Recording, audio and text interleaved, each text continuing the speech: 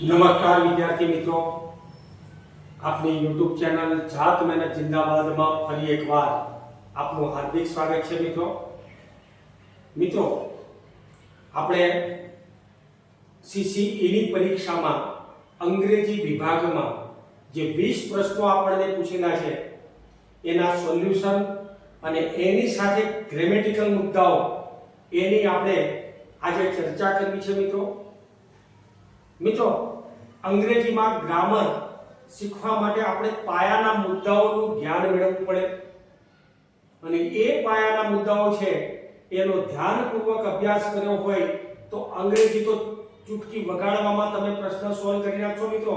ગણિતમાં ગણતરી કરવામાં ટાઈમ બગડશે પણ અંગ્રેજીમાં તો માત્ર એક નજર નાખી લેશો અને એક નજર નાખો એટલે તરત જ જો તમને માળખું અથવા શબ્દ ભંડોળ યાદ હશે તો તમે મિત્રો સરળતાથી એના જવાબો લખી શકશો.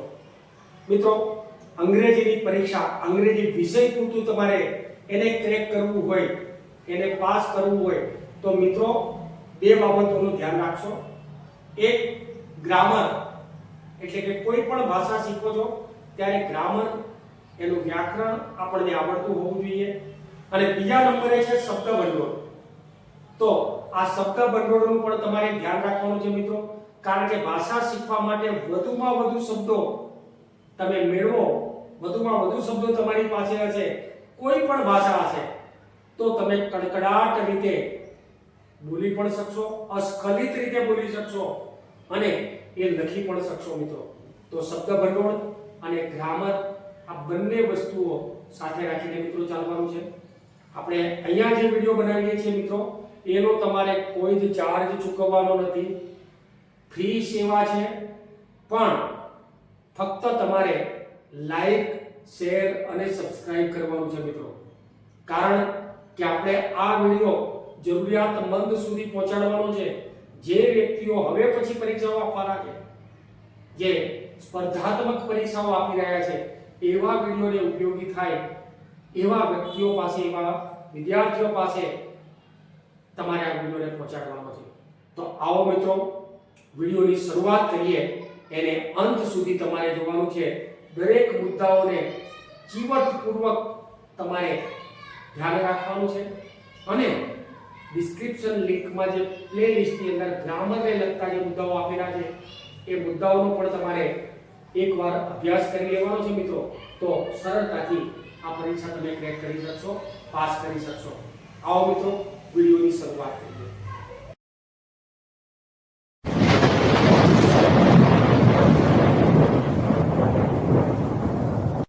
મિત્રો અહીંયા ક્વેશ્ચન નંબર 1 છે. The engine burning light bracket for half an hour before we bracket the service station. હવે અહીંયા બે ખાલી જગ્યા આપણને આપેલી છે અને બંને ખાલી જગ્યામાં આપણે યોગ્ય વર્ગનો ઉપયોગ કરવાનો છે, ક્રિયાપદનો ઉપયોગ કરવાનો છે મિત્રો. આ વર્ગ ક્રિયાપદ એક કાળ પ્રમાણે હોઈ શકે અથવા સહાયકારક ક્રિયાપદના અનુસંધાનમાં પણ હોઈ શકે. એટલે વર્ગ જે છે એને માટે સૌપ્રથમ તો ત્રણ સાદા કાળ આપણે યાદ રાખીશું. સાદો વર્તમાન કાળ, સાદો ભૂતકાળ અને સાદો ભવિષ્યકાળ.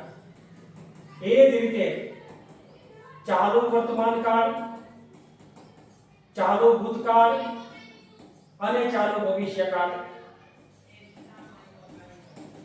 પૂર્ણ વર્તમાન કાળ, પૂર્ણ ભૂતકાળ અને પૂર્ણ ભવિષ્યકાળ, ચાલુ પૂર્ણ વર્તમાન કાળ, ચાલુ પૂર્ણ ભૂતકાળ અને ચાલુ પૂર્ણ ભવિષ્યકાળ. આટલી બાબતો જે છે નોર્મલી યાદ રહી જશે મિત્રો તમને. આ 12 કાળ છે. ત્રણ કાળ 4 જૂથમાં વહેંચેલા છે, ભૂત, ભવિષ્ય અને વર્તમાન. અહીંયા પ્રેઝન્ટ, પાસ્ટ એન્ડ ફ્યુચર. અહીંયા તમે જુઓ છો કે જ્યારે સિમ્પલ પ્રેઝન્ટ ટેન્સ એટલે કે સાદો વર્તમાન કાળ હોય તો ત્રીજા પુરુષ એકવચનની સાથે s અથવા es લાગે. એને ઓળખવા માટે ઓલવેઝ, સમટાઈમ જેવા શબ્દો આપેલા હોય. રોજબરોજની ક્રિયા બનતી હોય તો સાદો ભૂતકાળ વર્તમાન કાળ છે અને એસ અથવા એસ લાગે અન્ય કર્તા સાથે ક્રિયાપદનું મૂળ રૂપ આવે. આ સાદો વર્તમાન કાળ છે. સાદા ભૂતકાળમાં 3 પ્રકારના રૂપો છે. નિયમિત રૂપ એટલે કે એને ડી અથવા ઈડી પ્રત્યય લાગે છે. અનિયમિત રૂપ જેમાં સ્પેલિંગ પરિવર્તન થાય છે અને એના એ જ રૂપો કટ છે તો કટનું કટ જ લખીશું મિત્રો આપણે. ઊંટ છે તો પૂટનું પૂટ જ લખીશું. તો એના એ ભવિષ્યકાળમાં તમારે will કે shall ની સાથે તમારે ક્રિયાપદનું મૂળ રૂપ લેવાનું. will કે shall ની સાથે ક્રિયાપદનું મૂળ રૂપ. અહીંયા ભવિષ્યકાળ છે. ચાલુ કાળ જેટલા પણ ચાલુ કાળ છે મિત્રો એમાં તમારે to be plus ing વાપરવાનું છે. એટલે કે to be ના રૂપો વર્તમાન કાળ હોય તો is am are A to be ના રૂપો છે. ભૂતકાળ હોય તો was અને were to be ના રૂપ છે. ભવિષ્યકાળમાં will be અને shall be A to be ના રૂપ છે. અહીંયા ing વાળું ક્રિયાપદ તમારે ધ્યાનમાં લેવાનું છે. એટલે કે પ્રેઝન્ટ પાર્ટિસિપેટ વર્તમાન કૃદંત જેને અંતે ing લાગી હોય. પૂર્ણકાળ જે ક્રિયા પૂરી થઈ ગઈ છે ને એની અસર ચાલુ છે એવા કાળ એટલે પૂર્ણકાળ. તો પૂર્ણકાળમાં જે ક્રિયા પૂરી થઈ ગઈ છે વર્તમાન કાળ હોય ત્યારે તમારે ટુ હેવ ના યોગ્ય રૂપ લેવાના છે અને એની સાથે ભૂત કૃદંત પાસ્ટ પાર્ટિસિપેટ ભૂત કૃદંતનો ઉપયોગ કરવાનો છે મિત્રો. તો અહીંયા ભૂત કૃદંતમાં ગીવ આપેલું હોય એ ક્રિયાપદ છે આપવું તો એનો ભૂતકાળ ગેવ થાય પણ ભૂત કૃદંત ગીવન થાય. તો અહીંયા ટુ હેવ ની સાથે ભૂત કૃદંત ધ્યાનમાં લઈશું. આ પૂર્ણકાળ છે. અહીંયા વર્તમાન કાળમાં હેવ અથવા હેડ વાપરીશું. ભૂતકાળમાં હેડ વાપરીશું અને ભવિષ્યકાળમાં વિલ હેવ વાપરીશું. બાકીના બધાની સાથે ભૂત કૃદંત લેવાનું છે. તો એ થઈ પૂર્ણકાળની વાત. હવે ચાલુ પૂર્ણ વર્તમાન કાળ, ચાલુ પૂર્ણ ભૂતકાળ.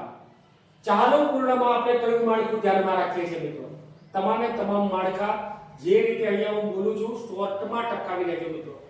શોર્ટમાં ટકાવી લેજો અને એને એ જ પ્રમાણે આ બધા જ કાળ તમારે યાદ રાખવાના છે. ચાલુ પૂર્ણ વર્તમાન કાળ, ચાલુ પૂર્ણ ભૂતકાળ અને ચાલુ પૂર્ણ ભવિષ્યકાળ આપેલું હોય ત્યારે તમારે અહીંયા ટુ હેવ વત્તા બીન અને વત્તા ing નું રૂપ લખવાનું છે. ing એટલે ક્રિયાપદ છે ચોક્કસ નિયમોને આધારે ing લાગે. તો અહીંયા હેવ એ વર્તમાન કાળમાં હશે, હેવ અથવા હેઝ. હેડ એ ભૂતકાળમાં હશે અને will have શબ્દ જે હશે એ ભવિષ્યકાળમાં હશે. એ બંનેની સાથે been plus ing. તો એ રીતે ચાલુ વર્તમાન કાળ have કે has been plus ing વાળું રૂપ, ભૂતકાળ had એની સાથે been plus ing વાળું રૂપ અને ભવિષ્યકાળ will કે shall have been અને એની સાથે ing વાળું રૂપ. અહીંયા મિત્રો આ ઘટનાની જ્યારે ચર્ચા કરીએ ત્યારે ધ એન્જિન બર્નિંગ લાઇટ એટલે કે સાંકેતિક એક લાઇટ છે એ લાઇટ બર્નિંગ ચેતવણી રૂપ લાઇટ પ્રકાશ એનો એક ઝબકારો થાય છે. તો ઝબકારો થાય છે ત્યાં સુધી ફોર હાફ એન અવર 1 કલાક સુધી બિફોર વી ખાલી જગ્યા સર્વિસ સ્ટેશન જ્યાં સુધી અમે સર્વિસ સ્ટેશને પહોંચ્યા ત્યાં સુધી એ ઝબકારો ચાલુ રહ્યો મિત્રો. જ્યારે કોઈ ક્રિયા પૂરી થઈ ગઈ હોય અને એની અસર હજુ સુધી ચાલુ હોય ત્યારે પૂર્ણ વર્તમાન કાળ, ચાલુ પૂર્ણ ભૂતકાળ લઈએ છીએ અને ચાલુ પૂર્ણ ભૂતકાળ એટલે ત્યાં તમારે ફર્સ્ટ જે બ્રેકેટ છે એમાં હેડ બીન પ્લેસિંગ એનો ઉપયોગ કરવાનો છે મિત્રો. કારણ કે હજુ સુધી એ બંધ થઈ ગઈ હતી લાઈન, ઝબકારો ચાલતો હતો અને હજુ સુધી પણ પ્લેસિંગ ચાલુ છે એવી ભૂતકાળમાં બનેલી ઘટના છે એટલે આપણે હેડ કહીશું. અને બીજું જે વાક્ય છે બિફોર ની પહેલા વી રીચ્ડ ધ સર્વિસ સ્ટેશન એટલે કે અમે સર્વિસ સ્ટેશને પહોંચ્યા. મિત્રો અહીંયા આપણે એ સાચો જવાબ છે. હવે અહીંયા જુઓ પ્લેસિંગ તો ચાલુ કાળમાં હોઈ શકે. જે ચાલુ કાળ અને ભૂતકાળ ક્યારેય ભેગા નથી કરવાના. ત્યારબાદ પ્લેસ્ડ એટલે ભૂતકાળ છે, હેવ રીચ્ડ એટલે ભૂતકૃદંત છે એને પણ આપણે કાઢી નાખીશું. પ્લેસીસ એટલે વર્તમાન કાળ છે, હેવિંગ રીચ્ડ કોઈ મેચ નથી થતા. બંને આવા બંને એક સાથે કોઈ કાળમાં ના આવે મિત્રો. જ્યારે પણ તમને ચાલુ પૂર્ણ કાળ અથવા તો ચાલુ ભૂતકાળ અથવા પૂર્ણ ભૂતકાળ આપેલા હોય ત્યારે એ ઘટના હંમેશા સાદા ભૂતકાળ સાથે હોય. આ સાદો ભૂતકાળ છે અને એની સાથે જે ઘટના બની એની અસર ચાલુ છે એ ઘટના એ પૂર્ણ ભૂતકાળ છે. તો અહીંયા હેડ બીન થેસી અને રીચડ આપણા બે વિકલ્પો એ સાચા જવાબો છે મિત્રો. અહીંયા મિત્રો બીજી ખાલી જગ્યા સ્વરૂપે આપણને પ્રશ્ન આપેલો છે. તો his servant had bracket the money yesterday. તેના નોકરે ગઈકાલે નાણાં ચોરી લીધા. અહીંયા ચોરવું, ચોરી કરવી એના અનુસંધાનમાં છે મિત્રો. હવે અહીંયા આપણે જોઈએ છે કે yesterday એટલે કે ગઈકાલે છે, ગઈકાલે ચોર્યા છે, પણ ચોરી લીધા છે હજુ મળ્યા નથી, એટલે એની અસર ચાલુ છે. જે ક્રિયા ભૂતકાળમાં બની હોય અને એની અસર ચાલુ હોય તો એને આપણે કહીશું પૂર્ણ વર્તમાન કાળ અથવા તો પૂર્ણ ભૂતકાળ. જે ક્રિયા બની ગઈ છે, ભૂતકાળમાં બની ગઈ, ચોરી થઈ ગઈ છે, નાણાં હજુ મળ્યા નથી, હજુ સુધી મળ્યા નથી, એટલે કે ક્રિયા ચાલુ. આપણો દેશ આઝાદ થયો છે, હજુ સુધી આઝાદ જ છે, તો એને આપણે દર્શાવવા માટે પૂર્ણ ભૂતકાળનો ઉપયોગ કરીએ મિત્રો. અહીંયા જોઈએ તો સ્ટીલ ક્રિયાપદનું મૂળરૂપ છે ચોરી કરવી, ક્યારે શક્ય નથી. વેર સ્ટીલિંગ ચાલુ ભૂતકાળ છે, એ પણ શક્ય નથી. અહીંયા સ્ટોલ ક્રિયાપદનું મૂળરૂપ છે, એ પણ શક્ય નથી. આ ચોરી કરી ભૂતકાળ માટે વપરાય. અહીંયા ચોરી કરી રહ્યો છે તો કરી રહ્યા હતા બહુવચનમાં. અહીંયા સ્ટીલ એટલે ચોરી કરવી, પણ ભૂતકૃદંત જ્યારે વાપરવાનું છે, હેડ આપેલું છે તો હેડ ની સાથે તો ભૂતકૃદંત જ આવે. હેવ પ્લસ હેડ ભૂતકૃદંત. તો ત્યાં તમારે હેડ આપેલું હોય, હેવ આપેલું હોય કે હેજ આપેલું હોય તો એની સાથે તો ભૂતકૃદંત જ આવે. તો વિકલ્પ સી એ આપણો સાચો જવાબ છે મિત્રો. નેક્સ્ટ જોઈએ છે આપણે they have discussed all the details of the project, change the voice. આ વોઇસ જે છે ને એને આપણે બદલવાનો છે મિત્રો. અહીંયા ચેન્જ ધ વોઇસ એટલે કે કર્તા અને કર્મનું રૂપાંતર, એક્ટિવ પેસિવ વોઇસમાં રૂપાંતર છે. 5 બાબતો આપણે ધ્યાનમાં લઈશું અને એ 5 બાબતો જે છે એ કર્તા અને કર્મના સ્થાન બદલો, કર્તા અને કર્મના સ્થાન બદલો, કાળ અને કર્મને આધારે ટુ બી વાપરો. આ ત્રીજા નંબરનું છે. બીજા નંબરમાં ત્રીજા નંબરે ક્રિયાપદનું ભૂતકૃદંત વાપરો. ચોથા નંબરે બાય ઉમેરો અને પાંચમા નંબરે કર્તરી સર્વનામ વાપરો.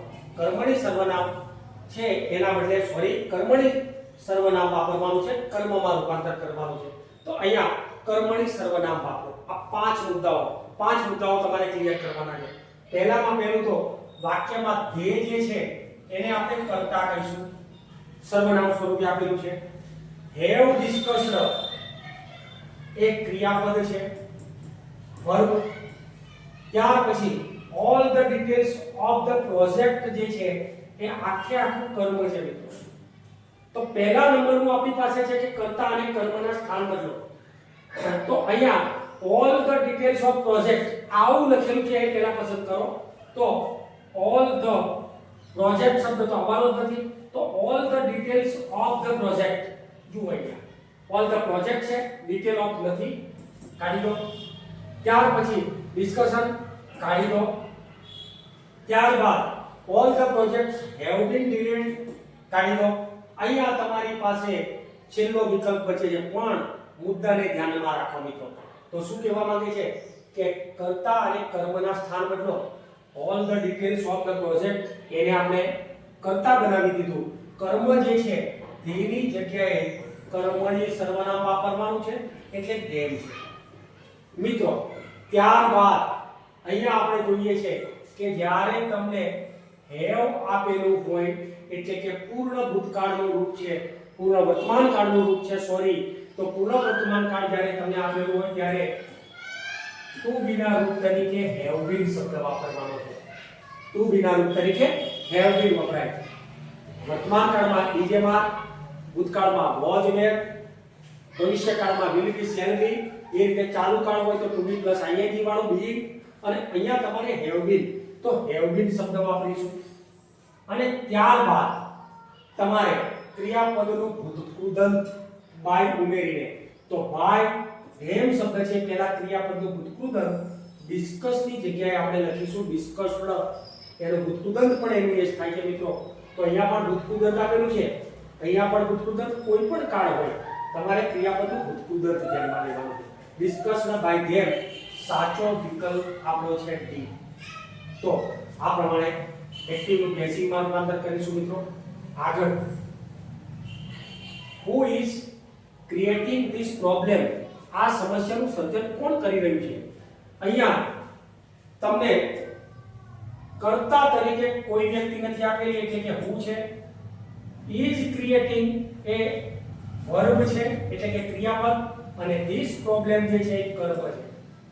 પણ મિત્રો જ્યારે પણ તમને who વાળું વાક્ય આપેલું હોય તો એનું કર્મણી કરવા માટે બાય who કોના દ્વારા આ ધ્યાનમાં લેવાનું છે. એટલે એ ધ્યાનમાં લઈએ ને ત્યારે આ ત્રણ શક્ય બને.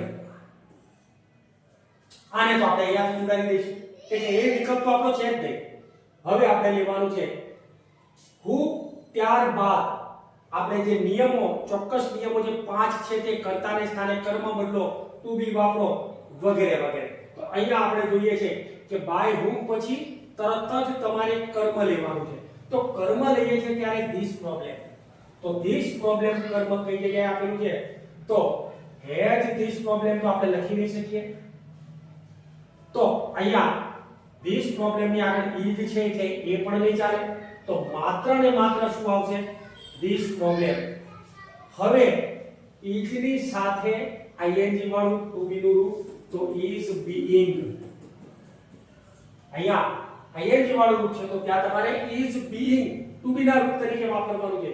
ઇઝ બીઇંગ અને ક્રિએટિંગ શબ્દ આપેલું છે એનું ભૂતકૃદંત લઈએ ત્યારે ક્રિએટેડ. તો અહીંયા by whom this problem is being created મિત્રો. અહીંયા આ પ્રકારે વિકલ્પ ડી એ આપણો સાચો જવાબ છે. તો by whom this problem is being created. હવે અહીંયા મિત્રો ધ્યાન રાખવાનું છે તમારે કે ડી આપણો જવાબ નથી. આપણે હંમેશા ક્રિએટેડ જે શબ્દ આપેલો છે એની સાથે being શબ્દ વાપરવાનું છે, પણ આ is શબ્દ જે છે એને તમારે બાય whom પછી વાપરવાનું છે. તો આ બંનેમાં જ્યારે આપણે વિચારીએ છીએ ત્યારે સાચો જવાબ એ આપણને સી મળે છે. તો મિત્રો આ બંને કન્ફ્યુઝન તમારે દૂર કરવાનું છે કે અહીંયા મોટા ભાગના વિદ્યાર્થીઓ ડી લખીને આવે છે. હંમેશા તમે એ યાદ રાખો કે કર્મની પહેલા તમારે ટુ બી વાપરવાનું છે જે પણ આપેલું છે, અને કર્મની પછી તમારે being ની સાથે ભૂતકૃદંત વાપરવાનું છે. ભૂતકૃદંતની ટુ બી નું રૂપ હંમેશા ભૂતકૃદંતની સાથે. તો ત્યાં તમારે is પહેલા લખીશું, પણ being created બી શબ્દ જે છે બી ને લગતું કોઈ પણ રૂપ, being હોય કે been હોય કોઈ પણ હોય, તો એને તમારે ભૂતકૃદંતના રૂપની આગળ મૂકવાનું છે મિત્રો. તો માટે સાચો જવાબ આપણો કયો છે? વિકલ્પ સી. નેક્સ્ટ આગળ જોઈશું. ત્યાં અહીંયા આપણને ડાયરેક્ટ ઇનડાયરેક્ટ સ્પીચ આપેલું છે, એટલે કે પ્રત્યક્ષ અને પરોક્ષ કથન મિત્રો. ધ ટીચર જે છે એ નેરેટર છે, એટલે કે આપણે ગુજરાતીમાં કહીએ તો બોલતા. ટોલ્ડ એક વર્બ છે, બોલાયેલ ક્રિયાપદ રિપોર્ટિંગ વર્બ. સ્ટુડન્ટ જે આપેલું છે એ સાંભળનાર છે વિદ્યાર્થીઓ અહીંયા, તો એને આપણે કહીશું સાંભળનાર. અને રિપોર્ટેડ સ્પીચ શબ્દ તમને અહીંયા આપેલું છે, અવતરણ ચિહ્નમાં જે આપેલી છે એ રિપોર્ટેડ સ્પીચ છે. અહીંયા મિત્રો the teacher told the students એવું તો દરેકમાં લખેલું હોવું જોઈએ. તો અહીંયા the teacher told the student, the teacher told the students, the teacher told the students બધામાં છે. એટલે તમે કહેશો સાહેબ આ તો બધા સાચા છે. હવે બીજા નંબરે સંયોજક તરીકે તમારે શું વપરાય? તો ધેટ વપરાય. વિધાન વાક્ય જ્યારે આપેલું હોય ત્યારે સંયોજક ધેટ વાપરવાનું છે, તો એ ધેટ પણ આપણે વાપરી દીધું. તો બધામાં ધેટ પણ છે, ચારે ચારમાં છે. હવે આગળ વધો તો ધ ટીચર જે છે એને આપણે પુરુષવાચક નામ લઈએ. શિક્ષક, શિક્ષિકા નથી. તો શિક્ષક છે એના અનુસંધાનમાં આ સર્વનામને ફેરવવાનું છે. એટલે જ્યાં ધ ટીચર ત્રીજો પુરુષ એકવચન છે જે સાંભળનારને બોલવા સિવાય, તો અહીંયા બોલનાર વ્યક્તિના અનુસંધાનમાં હવે જ્યારે ત્રીજી વ્યક્તિ બોલે છે ત્યારે તે ટીચર એવું કહે છે, તો એના માટે હી વપરાય. તો અહીંયા તમારે શું વાપરવાનું છે? હી, હી, હી અને હી એ પણ આખું ક્લિયર થાય છે મિત્રો. ક્યાં વાંધો છે? હવે લેવાનું છે will. તો will સાથે તમારે કયું વાપરવાનું છે? તો would વાપરવાનું છે. અને would ની સાથે ક્રિયાપદનું મૂળ રૂપ આવે. ક્રિયાપદનું મૂળ રૂપ અહીંયા ભૂતકાળ નહીં લેવાનું મિત્રો. તો આ will આપેલું છે, આઉટ કરી દો એને. અહીંયા would આપેલું છે, એ સાચું પડી શકે, બંનેમાં would છે. પણ અહીંયા the teacher told students had આપેલું છે, એને પણ આઉટ કરો. હવે આપણી પાસે આ બે વસ્તુઓ બધી છે, would અને આ would. પણ અહીંયા આપણે જોઈએ છે કે be assessing શબ્દ જે છે એ નથી ગમતો આપણને.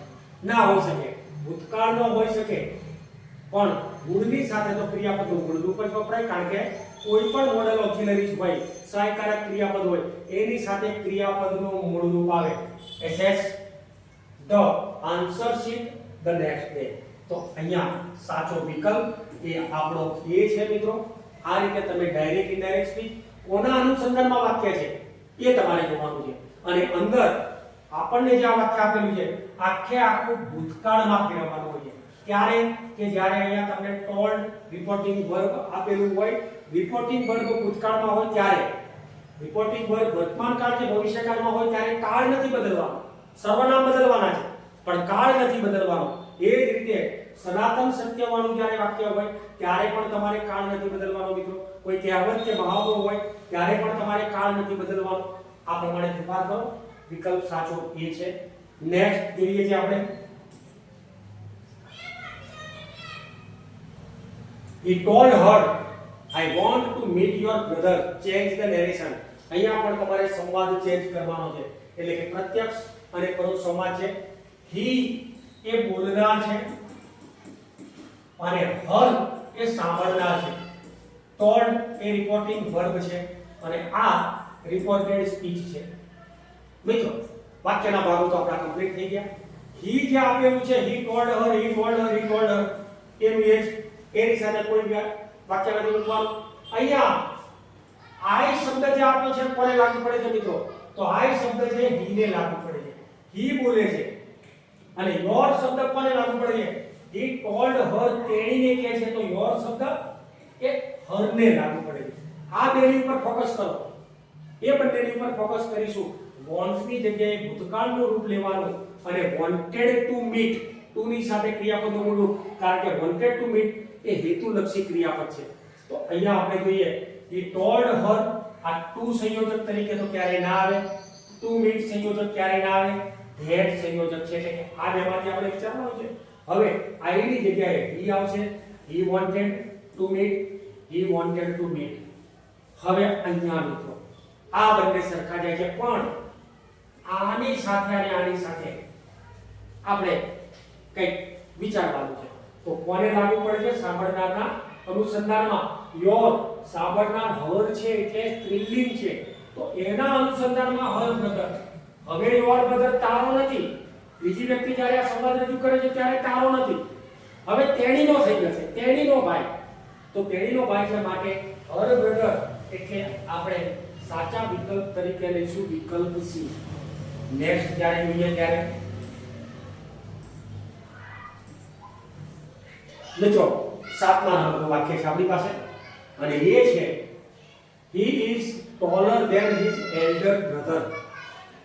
હવે અહીંયા જ્યારે વાક્યને નકાર કરવાનું છે, transfer from affirmative to negative, એટલે કે તમારે વિધાન વાક્યમાંથી નકાર વાક્યમાં ફેરવવું છે. અહીંયા આપણે જોઈએ છે કે નકાર વાક્ય હોય ને ત્યારે નો, નેવર, નાઈધર આવા શબ્દો વપરાવા જોઈએ. એટલે એવા શબ્દો વપરાયેલા છે એ પહેલા તો આપણે શોધી કાઢીએ. તો એમાં એક આપણા માટે હશે નો શબ્દવાળું નોટ, બીજું જે છે અહીંયા પણ નોટ, અને ત્યાર પછી બેની અંદર તો તમે જુઓ છો ત્યારે નકાર વાક્યનો ઉલ્લેખ જ નથી, એટલે ત્યાં તો આપણે આઉટ કરી દઈશું. અહીંયા મિત્રો જ્યારે પણ કમ્પેરેટિવ ડિગ્રી, આ તમને કમ્પેરેટિવ તુલનાત્મક કક્ષાઓ આપેલી છે. કમ્પેરેટિવ ડિગ્રી ઇઝ ટોલર આપ્યું છે, ઇઝ ટોલર, તો is not so tall as વપરાય. આપણે પીડી માં રૂપાંતર કરીશું. નામ પણ બદલાઈ જશે, કર્તા બંને જે છે એ બદલાઈ જશે મિત્રો, એલ્ડર બ્રધર અને હી બદલાઈ જશે અને એની જગ્યાએ ઇઝ ટોલર, ઇઝ નોટ હકાર વાક્ય છે નકાર કરીએ અને કમ્પેરેટિવ જે છે એ પોઝિટિવ ડિગ્રી થઈ જશે, કારણ કે નકાર કરશો એનો એ જ અર્થ જળવાઈ રહે. આવો અર્થ છે અહીંયા કે he is taller than his elder brother, તે તેના મોટા ભાઈ કરતા ઊંચી છે, ટોલર ઊંચો છે. અહીંયા આપણે જોઈએ his elder brother is not so tall as, એટલે કે તેનો નાનો ભાઈ એના કરતા વધારે ઊંચો નથી. તો ત્યાં સો ટોલ એઝ અથવા તો એઝ ટોલ એઝ આવો શબ્દ આપણે લઈએ. હવે એવું વાક્ય પકડવાનું છે કે જ્યાં તમને એઝ ટોલ એઝ આપેલું હોય તો એઝ ટોલ એઝ અહીંયા આપેલું છે મિત્રો, નોટ ની સાથે સો ટોલ એઝ અથવા તો એઝ ટોલ એઝ વપરાય, પીડી માં રૂપાંતર કરીએ છીએ એટલે વિકલ્પ બી આપણો સાચો જવાબ છે, ઇઝ યંગર બ્રધર. અહીંયા આનાથી કરીશું આપણે brother is not as tall as his elder brother, તેના ભાઈ કરતા એ વધારે ઊંચો નથી. આ વાક્ય આપણો નકાર થાય છે. હી ની જગ્યાએ હિઝ એલ્ડર બ્રધર એની જગ્યાએ તમને હી આપી શકે મિત્રો, થઈ શકે. આ તો આ પ્રકારે આપણે નકાર વાક્ય બનાવવાનું છે. A lot of financial transaction happens over ખાલી જગ્યા ઇન્ટરનેટ. મિત્રો અહીંયા તમારે આર્ટિકલ્સ નો ઉપયોગ કરવાનો છે. આર્ટિકલ એટલે ઉપપદ અને ઉપપદનો કોઈ અર્થ નથી, પણ એ અને એ અનિશ્ચિત આર્ટિકલ છે, એનો ઉપયોગ કોઈ એક થાય છે, કોઈ અને ધ છે એ નિશ્ચિત આર્ટિકલ છે. હવે અહીંયા આપણે જોઈએ કે જ્યારે પણ કોઈ શબ્દની શરૂઆત, નામની શરૂઆત વ્યંજનથી થાય, BCD, XYZ, PQR વગેરે વગેરે, તો એની સાથે એ વપરાય. જેની શરૂઆત સ્વરથી થાય એની સાથે એન વપરાય. હવે અહીંયા જોઈએ કે જેનો ઉચ્ચાર વ્યંજન જેવો થાય, ઉચ્ચાર વ્યંજન જેવો થાય મિત્રો, ભલે આપણે સ્વર આપેલો હોય પણ એનો ઉચ્ચાર કોના જેવો થાય, વ્યંજન જેવો થાય. અને અહીંયા સ્વર આપેલો હોય, વ્યંજન આપેલો હોય પણ ઉચ્ચાર સ્વર જેવો થાય. તો જેની આગળ વ્યંજન હોય અથવા ઉચ્ચાર વ્યંજન જેવો હોય, જેની આગળ સ્વર હોય અથવા ઉચ્ચાર સ્વર જેવો હોય, આ બંનેનો ભેદ સમજો. અહીંયા ડોગ તો ડી શબ્દ આપેલો છે આપણને, એટલે ઊંધું ગાળીને આપણે એ પસંદ કરીએ.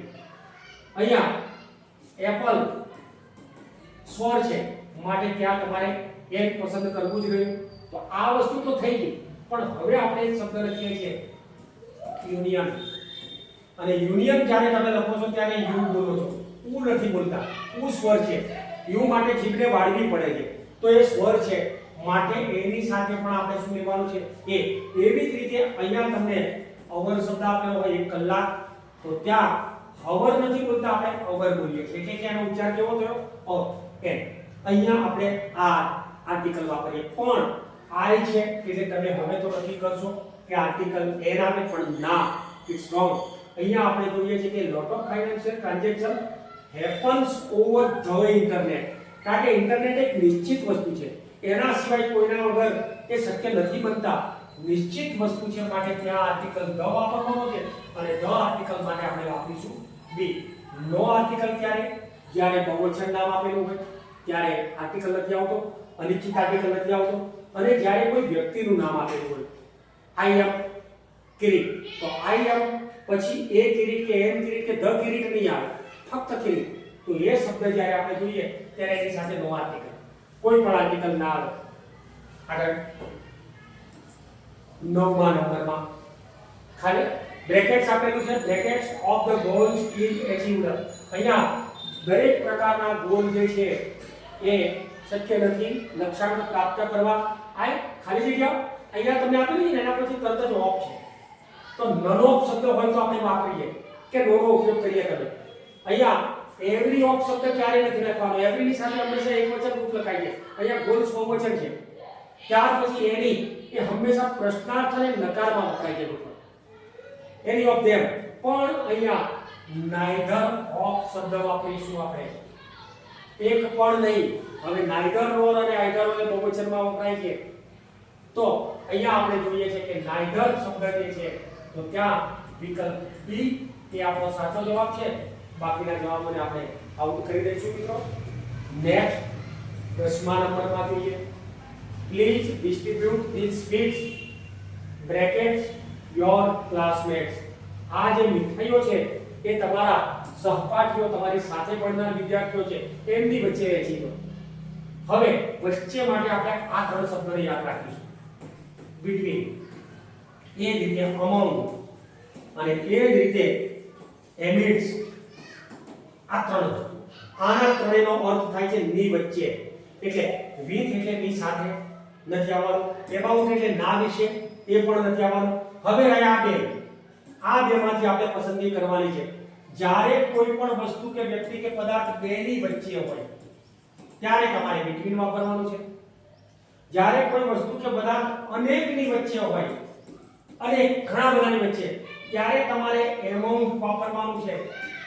પણ જ્યારે કોઈ અભૌતિક વસ્તુની વચ્ચે હોય, વિચારોના વમણોની વચ્ચે ફૂંકાઈ ગયા છે, અભૌતિક સ્વરૂપ હોય તો amidst વાપરવાનું છે. એટલે આ amidst પણ આઉટ થઈ ગયું. અહીંયા યોર ક્લાસમેટ વિદ્યાર્થીઓની વચ્ચે, બધા જ વિદ્યાર્થીઓની વચ્ચે તમારે વહેંચવાનું છે. માટે આપણો સાચો જવાબ among. આપણે આ સાચો જવાબ લઈશું મિત્રો. અહીંયા તમારે પ્રિપોઝિશન તરીકે amongst વાપરવાનું છે, ની વચ્ચે. અહીંયા પ્રિપોઝિશન નામયોગી અવ્યય છે અને એ નામયોગી અવ્યય આ ત્રણ તફાવતો યાદ રાખી લેજો. બેની વચ્ચે between, અનેકની વચ્ચે among અને અભૌતિક વસ્તુની વચ્ચે હોય ત્યારે amidst. નેક્સ્ટ જોઈએ છે 11. We are unable to send you the product at the moment, but we will send you the product bracket the new stock arrives. અમે અત્યારે અમારું ઉત્પાદન તમને મોકલી શકીએ તેમ નથી, પરંતુ જેવું અમારું ઉત્પાદન શક્ય બનશે કે તરત જ પ્રોડક્ટ તમારી ત્યાં પ્રવેશશે. જો સ્ટોક આવશે, સ્ટોક arrives, ત્યારે અમે એ તમારી પાસે પહોંચાડીશું. હવે અહીંયા મિત્રો જોઈએ છે કે બિફોર એટલે પહેલા. બિફોર નો મતલબ થાય છે પહેલા. હવે તમારી પાસે સ્ટોક આવે એ પહેલા તો તમે મોકલવાના નથી. તમારી પાસે હશે, કુવામાં હશે તો હવાલામાં આવશે. એટલે કે સ્ટોક નથી તો તમે ગ્રાહકને નહીં મોકલી શકો. એટલે પહેલા વાળું તો આપણે કેન્સલ કરી દઈએ મિત્રો. while એટલે જ્યારે ત્યારે. આ જ્યારે ત્યારે મિત્રો જે છે ને એ ચાલુ અને પૂર્ણ કાળમાં વપરાય છે. એટલે જ્યારે આવશે ત્યારે મોકલીશું એ વસ્તુને આપણે ભૂલી જાવ. જેવો આવશે એવું તરત જ એવો શબ્દ અહીંયા લેવાનો છે. તો until એનો મતલબ થાય છે જ્યાં સુધી, અને એ હંમેશા નકાર વાક્યમાં આવે મિત્રો. જ્યાં સુધી નહીં ત્યાં સુધી એનો મતલબ છે until. એટલે આ ત્રણને તો આપણે ઉડાડી મારીશું. as soon as, જેવું, તાત્કાલિક, તુરંત, આવા શબ્દો માટે તમારે as soon as વાપરવાનું છે મિત્રો. જેવું અમારી પાસે આવશે એવો તમને તરત જ પહોંચાડીશું. તો અહીંયા આપણો સાચો વિકલ્પ કયો છે મિત્રો? as.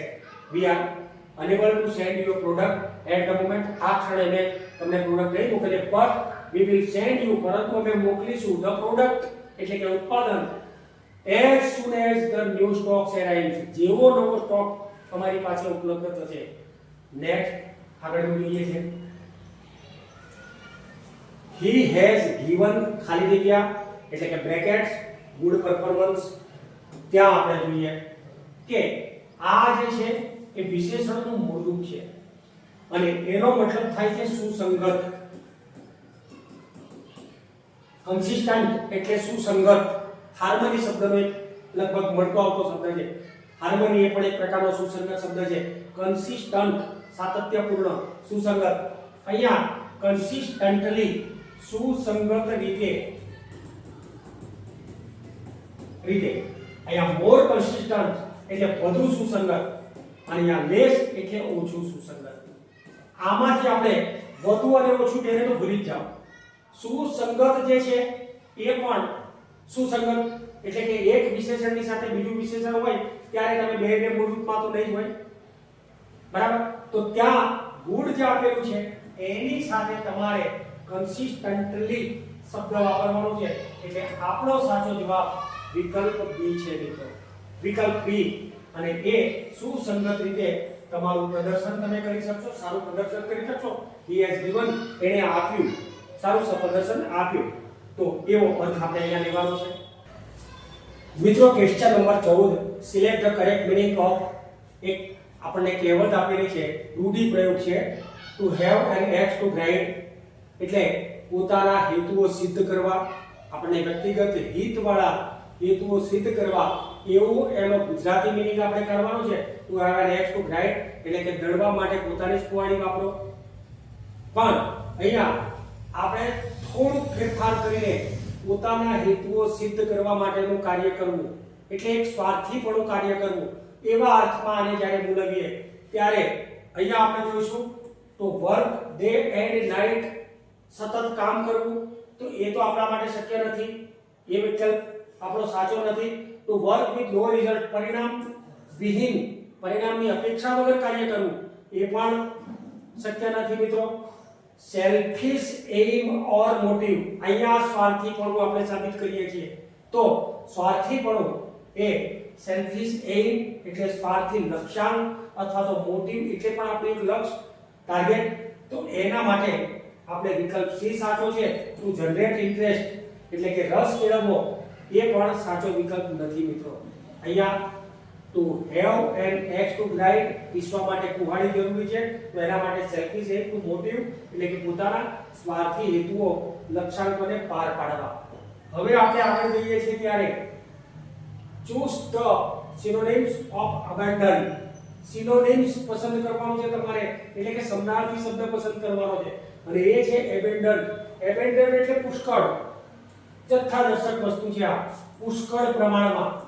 હવે આ પુષ્કળ સૂચવે એવો શબ્દ તમારે લેવાનો છે મિત્રો. સ્કેર્સ શબ્દ જે દુર્લભ, અતિ દુર્લભ, પ્રાપ્ત કરવું ખૂબ મુશ્કેલ છે, એના માટે આપણે સામાન્ય રીતે વાપરીએ છીએ, તો એ શક્ય નથી. પ્લેન્ટી એટલે ભરપૂર, પ્લેન્ટી એટલે ભરપૂર, ભરપૂર પુષ્કળ સાથે મેળ ખાય છે, ફૂલ ભરેલું. ત્યાર પછી પોઈઝનસ એટલે ઝેરી, એ પણ શક્ય નથી. ઇન્વોલ્વડ એટલે ની સાથે સામેલ થયેલું, એની સાથે ભળી ગયેલું, તો ઇન્વોલ્વડ પણ શક્ય નથી. તો આપણો સાચો જવાબ છે મિત્રો પ્લેન્ટી, વિકલ્પ બી પ્લેન્ટી. અબન્ડન્ટ એટલે પુષ્કળ, આ આપણો સાચો જવાબ છે.